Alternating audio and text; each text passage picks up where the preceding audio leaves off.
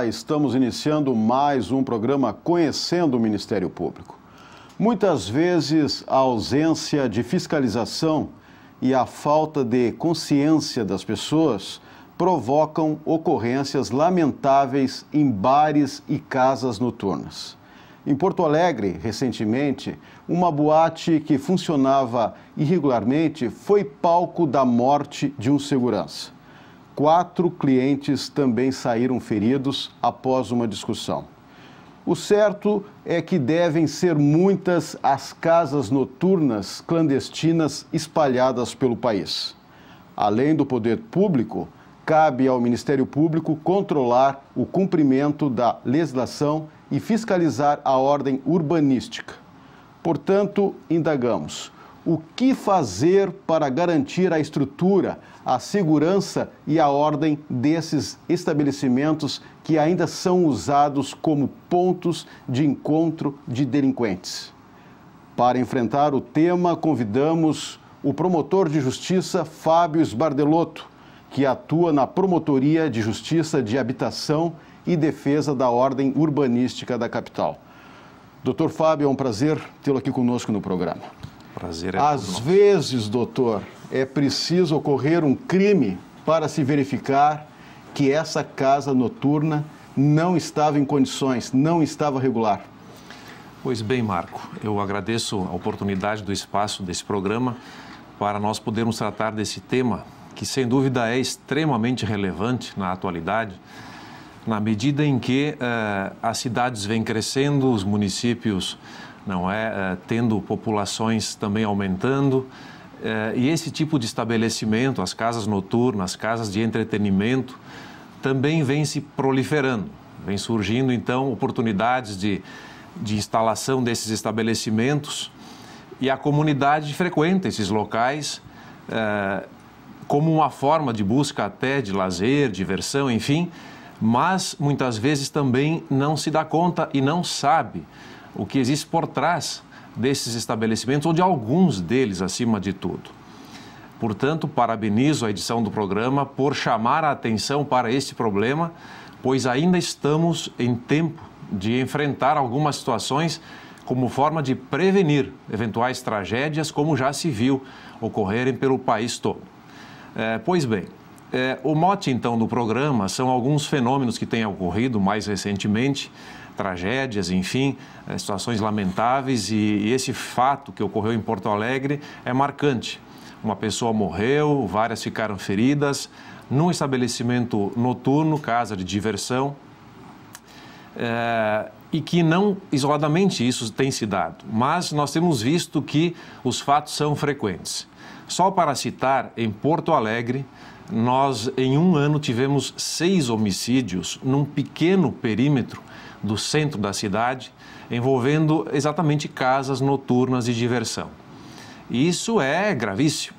Imagine, Marco e senhores telespectadores, que nesses ambientes estão aí pessoas que voltam do seu trabalho, pessoas que voltam da faculdade, pessoas que, enfim, saíram de casa para ter um momento de lazer diante de tantas dificuldades que ocorrem no dia a dia, e nesses ambientes se deparam com essas tragédias e podem ser vítima a qualquer momento de um fenômeno desses.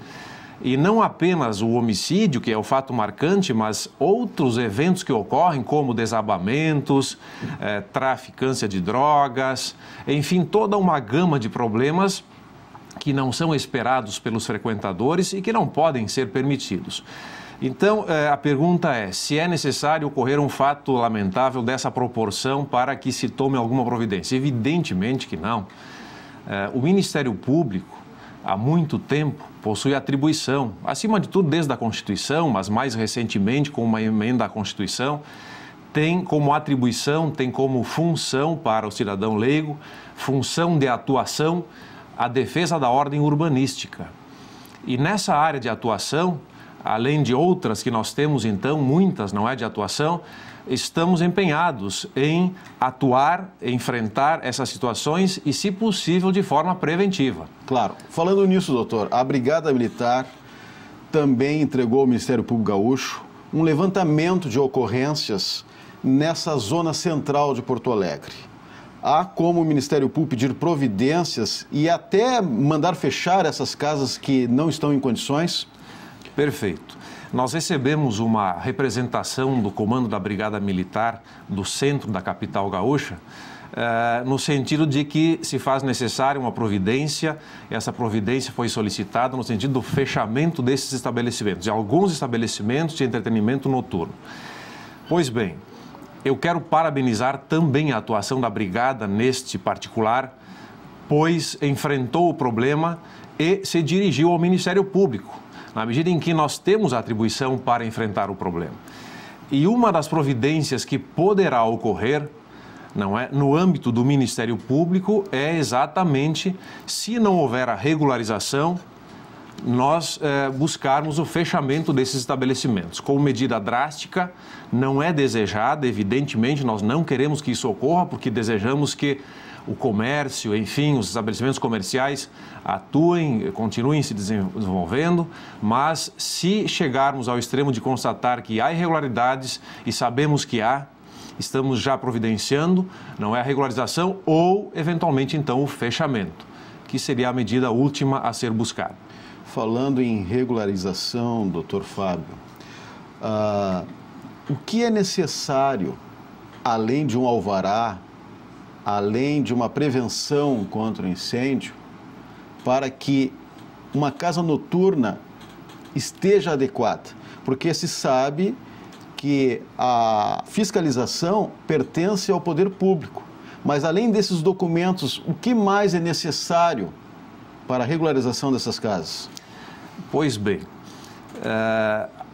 a abertura de um estabelecimento, enfim, o início do funcionamento de um estabelecimento dessa natureza exige uma série de requisitos. Como disseste, a incumbência primeira é do município conceder as licenças necessárias e a fiscalização, então, da regularidade. Dentro dessa gama de requisitos para o funcionamento, citaste dois requisitos que são o alvará municipal, não é? Muitos municípios possuem secretarias especializadas, Secretaria de Indústria e Comércio, por exemplo, Secretaria de Obras e Viação. Então, há necessidade de alvará de funcionamento, obtido perante o município. E cada município terá os seus requisitos para a concessão desses alvarás. Segundo, muito importante, o alvará de prevenção de incêndio, concedido pelo município e pelo Corpo de Bombeiros, quando a atribuição for conferida ao Corpo de Bombeiros, como é o caso das grandes capitais ou grandes cidades. Pois bem, esse alvará do Corpo de Bombeiros e do município relativo à prevenção de incêndios é fundamental. Nós temos visto que muitas casas de entretenimento noturno têm alvará do município, mas não possuem esses alvarás de prevenção de incêndio. E nesses casos nós vemos que é aquela situação, quando parece que não é para acontecer, acontece. Nós temos visto muitos incêndios ocorrendo em casas noturnas que deveriam ter sido evitados e seriam evitados se houvesse a regularidade nesse aspecto. Além disso, sempre haverá necessidade de um estudo de impacto urbanístico, o chamado estudo de viabilidade urbanística, que o município deve também efetuar para conceder os alvarás, o alvará necessário. Esse estudo vai ser feito, acima de tudo, com base no plano diretor. Por quê? Porque os planos diretores de cada município estabelecem as regiões nas quais esses estabelecimentos podem se fixar, podem, então, funcionar. Não é em qualquer local da cidade que poderá existir um estabelecimento dessa natureza. Haverá, então, uma análise, não é, das proximidades do local, se há algum estabelecimento de ensino, se há uma região de residência, residencial, enfim, não é em qualquer local da cidade que pode ocorrer. Então, estudo de viabilidade urbanística. Outro requisito, Marco e telespectadores, que o Estatuto da Cidade trouxe, e que aqui eu quero chamar a atenção, nem todos os municípios se aparelharam com esse instrumento, é o estudo de impacto de vizinhança. o EIV, Estudo de Impacto de Vizinhança. O Estatuto das Cidades, que é uma lei muito importante nesse país, prevê a exigência desse estudo para determinados estabelecimentos. Porém, esse Estatuto das Cidades estabelece que cada município deverá regulamentar esse estudo. E o que nós temos visto, Marco, é que muitos municípios não regulamentaram. Bom, posso dar como exemplo, Porto Alegre ainda não tem regulamentação do estudo de impacto de vizinhança para definir, não é, quando um empreendimento pode estabelecer a partir do impacto que irá gerar na vizinhança. Claro. Imagine assim uma casa de grandes proporções noturna, não é? De entretenimento noturno, que vai se estabelecer num bairro, embora um bairro que permita essa localização, mas vai haver um tumulto aí de trânsito, circulação de pessoas, enfim, isso tudo tem que ocorrer. Claro, e falando em vizinhança, doutor, o Ministério Público recebe muitas reclamações e mais, há muitos inquéritos sobre essa matéria? Sim, cada vez mais nós temos recebido reclamações da população, da Brigada Militar e até do Corpo de Bombeiros, no sentido do estabelecimento de locais impróprios para entretenimentos noturnos. Essas reclamações têm vindo por meio de e-mails, representações diretamente na promotoria, enfim, de todas as formas. E tem aumentado, como eu disse antes, o número de reclamações e com isso nós temos instaurado o chamado inquérito civil, que é um instrumento que o Ministério Público tem para investigar, para chegar à conclusão se os estabelecimentos são regulares ou irregulares. Então, é bem procedente isso, tem ocorrido muitas reclamações. Voltando à questão do Estatuto da Cidade, há, como o senhor falou, em muitas cidades do Brasil, um crescimento desordenado. E aí a arma do Ministério Público é justamente o plano diretor, o Estatuto das Cidades, para controlar isso. Perfeito. São dois instrumentos legais fundamentais. Eu diria que é a base, não é, da ordenação das cidades, a base moderna, atual. E mesmo assim, nós verificamos a ocorrência de irregularidades de toda a ordem.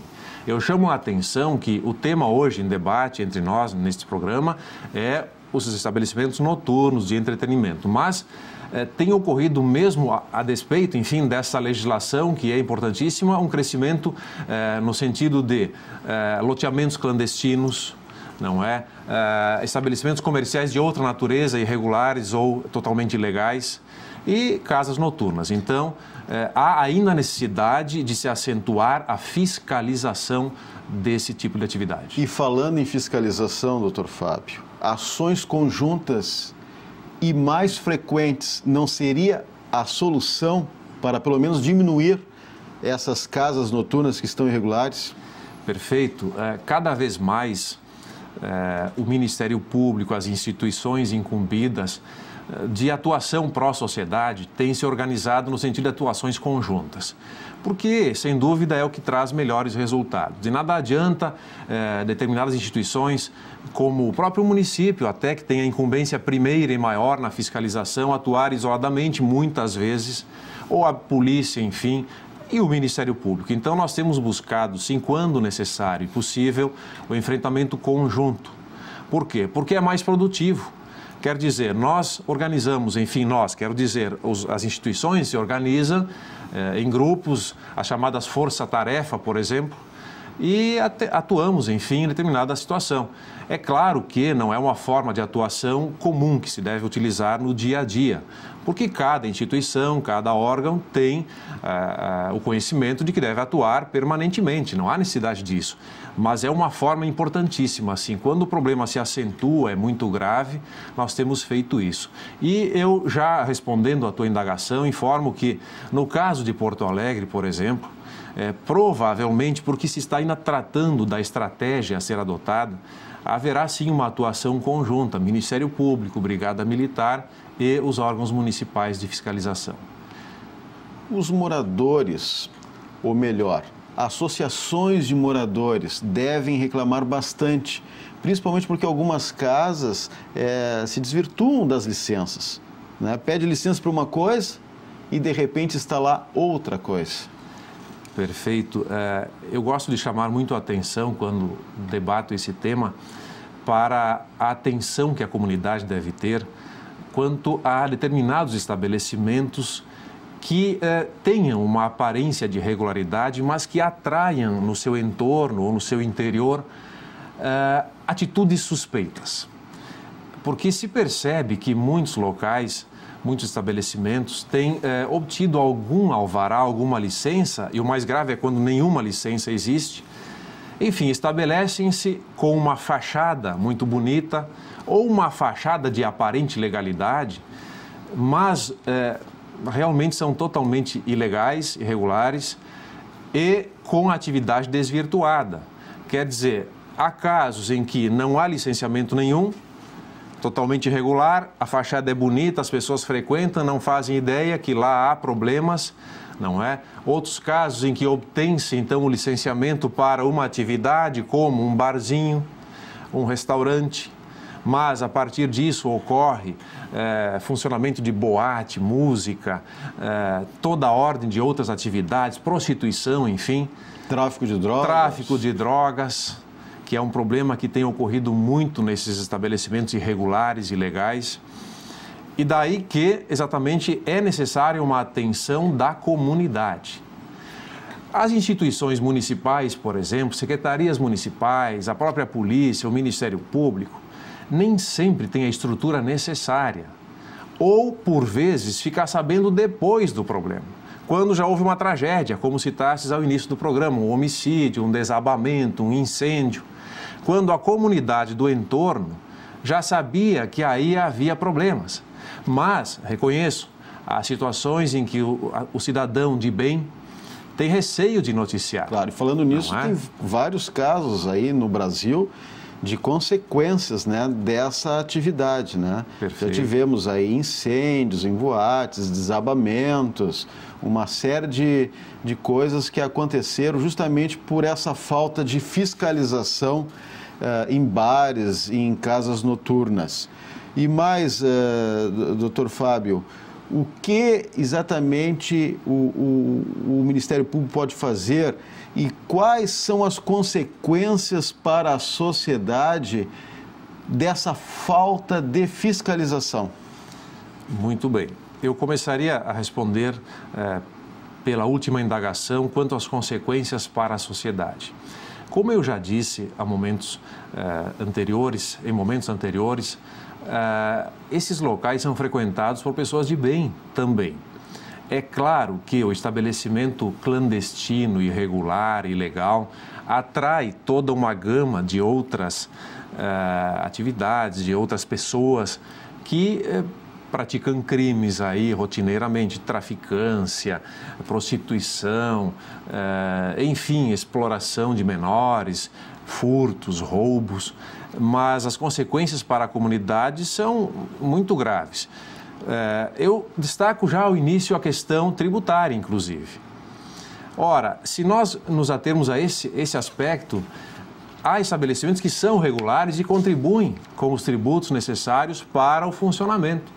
E é injusto que esses estabelecimentos sofram a concorrência de outros que não contribuem e se estabelecem, então, à margem da lei, trazendo toda essa gama de problemas sem contribuir, não é, com os tributos necessários que acabam depois se revertendo para a comunidade. Bom, mas isso é indireto, eu diria. Os reflexos mais diretos são os problemas que a gente tem citado durante esse programa, de ocorrência de muita criminalidade. E nessa criminalidade nós temos o afetamento, não é? Nós temos o atingimento de pessoas de bem. Se tem casos aí que dá para citar, eu trouxe até uma gama de reportagens que a gente encontra facilmente até na internet, de tragédias que ocorreram quando lá naquele local estava um número enorme de estudantes, de pessoas que estavam se divertindo simplesmente. E por não haver essa regularização necessária, fiscalização necessária, então ocorreram essas situações desagradáveis. Daí que a comunidade, então, volta a afirmar, deve mobilizar-se. Hoje tem no Ministério Público um instrumento muito forte para evitar, se possível, tudo isso. Nós temos instrumentos que são a ação civil pública e outros, enfim, para combater esse tipo de problema social. A segunda pergunta diz respeito à fiscalização. E realmente esse também é um aspecto fundamental do problema.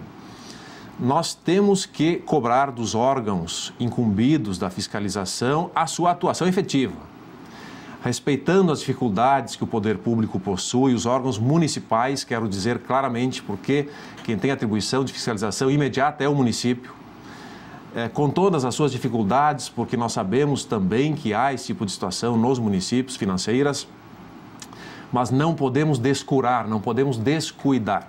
Os municípios devem atuar intensamente nessa área, não é? Que são problemas que, como eu disse, atingem a população de bem, também nesses casos de entretenimentos noturnos. Então, há necessidade de fiscalização intensa, porque se houver essa fiscalização, nós teremos o quê? Uma medida, primeiro, pedagógica. Quer dizer, se as pessoas que não atuam conforme a legislação sabem que o município fiscaliza efetivamente, haverá menos estabelecimentos irregulares, cada vez menos. E com isso a população terá uma tranquilidade maior. O pai de família, a mãe, saberá que o seu filho, quando saiu ao sábado à noite, durante a semana para se divertir, e muitos pais não sabem sequer onde os filhos estarão depois, não é? Poderão estar mais tranquilos de que naquele local há fiscalização, há regularidade. E a probabilidade de problemas lá certamente é menor. Claro. Como nós já falamos, Marcos, sem querer tomar demais a palavra, desculpe. Não, fique à vontade. Mas, enfim, esses locais irregulares atraem criminalidade. E a regularidade evita a criminalidade.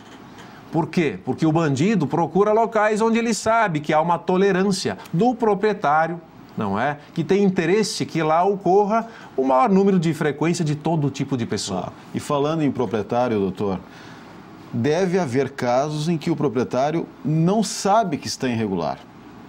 Falta algum documento, alguma coisa para aquela casa estar perfeitamente regular.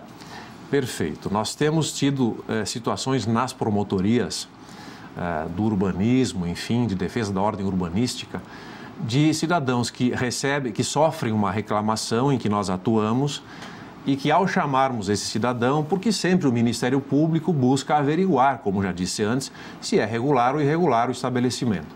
E essas pessoas deparam-se com uma irregularidade que nem tinham conhecimento de existir, porque realmente a legislação municipal normalmente é rígida. É claro, cada município, eu já disse antes, tem as suas peculiaridades, tem maior ou menor legislação regulando esta matéria. Mas os proprietários, muitas vezes, de bem, não sabem que há necessidade de alguns alvarás, de alguns aparelhamentos. E com isso, então, o Ministério Público realmente facilita, no sentido legal, evidentemente, encaminha, não é, essas pessoas à regularização. Concede-se um prazo, sempre na margem da segurança necessária à população, para que ocorra a regularização. Muitas vezes são pequenos detalhes, não é? Como licenças ambientais. Há locais que têm os licenciamentos vencidos, não é? E não sabiam, ou enfim, descuidaram. Então, é importante atentar e alertar o cidadão que tem estabelecimento dessa natureza que procure cuidar, não é? Por quê? Porque depois, se houver uma reclamação, poderá sofrer multas, não é? E, como já se disse, digamos que ocorra lá um fato lamentável, uma tragédia, e não havia regularidade naquele momento. Certamente as consequências para o proprietário serão muito mais gravosas. Doutor Fábio, para fecharmos o nosso programa, como a sociedade não pode tolerar esse tipo de coisa, como pode denunciar? Muito importante a tua pergunta, Marco, porque embora depois da Constituição de 1988 o Ministério Público ficou muito mais conhecido, hoje é conhecido pela comunidade, mas muitas pessoas não sabem que o Ministério Público atua também nesta área. Então, senhores, o Ministério Público, por lei, tem atribuição, tem o dever de atuar na defesa da ordem urbanística. E, para tanto, nós temos uma gama de possibilidades de acesso não é, aos promotores de justiça, enfim.